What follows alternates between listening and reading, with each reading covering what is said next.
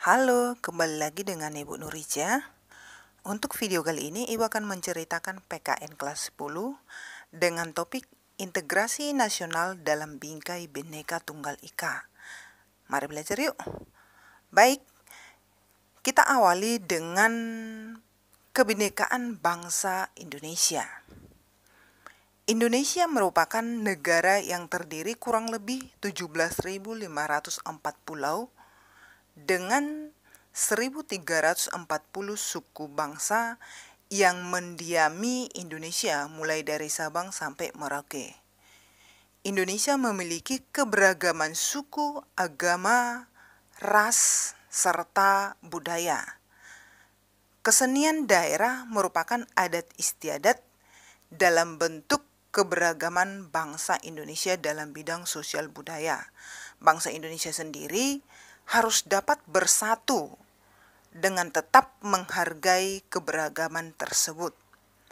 Kita menyadari bahwa keberagaman yang dimiliki oleh bangsa Indonesia merupakan perwujudan Bhinneka Tunggal Ika.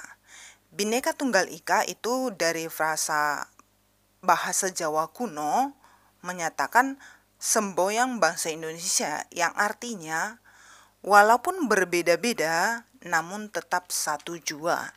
Semboyan ini menekankan pentingnya persatuan dan kesatuan Negara Kesatuan Republik Indonesia serta menuntut memiliki sikap toleransi.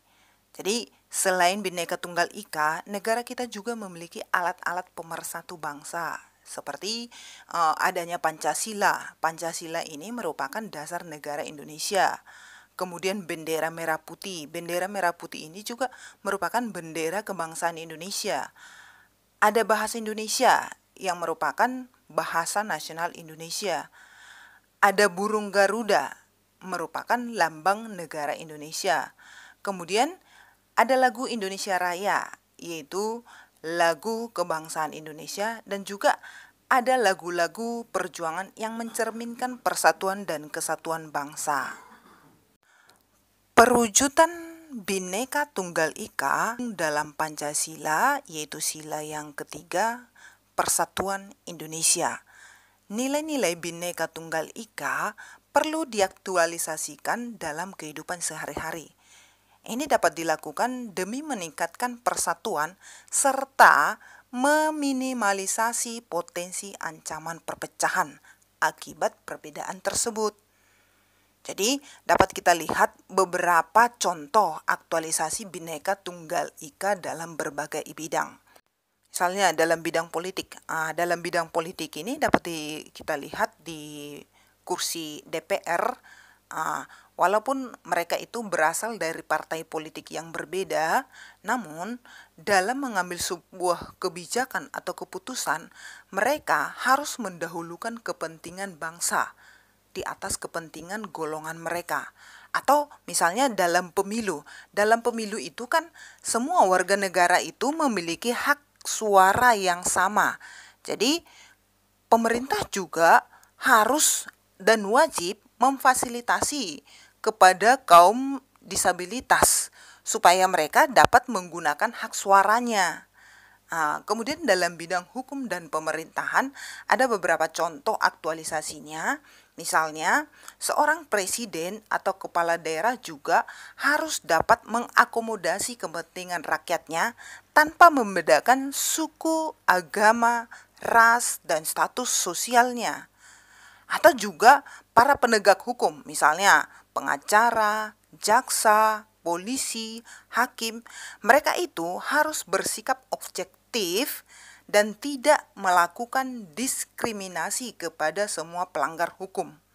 Misalnya aktualisasi Bhinneka Tunggal Ika dalam bidang sosial budaya akan menciptakan sikap yang mengakui, menerima, dan menghormati segala bentuk keberagaman masyarakat.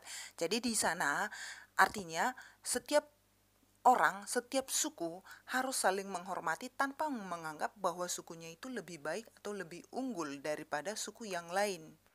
Dan yang terakhir, contoh aktualisasi Bhinneka Tunggal Ika dalam bidang pertahanan dan keamanan, yaitu setiap individu dan masyarakat turut serta menjaga keamanan di lingkungan sekitar. Kemudian ada juga setiap unsur TNI dan Polri menjadi pengayom seluruh lapisan masyarakat tanpa diskriminasi. Jadi, di sana juga setiap warga negara itu wajib memiliki sifat bela negara, baik ketika kondisi negara dalam keadaan terancam maupun dalam kondisi aman. Jadi intinya di sana adalah dalam pertahanan keamanan ini akan menumbuhkan kesadaran cinta tanah air. Iya, sampai di sini mengenai kebinekaan bangsa Indonesia. Untuk selanjutnya Ibu akan menceritakan konsep integrasi nasional pada pertemuan berikutnya. Terima kasih, semoga bermanfaat. Selalu fokus dan tetap semangat.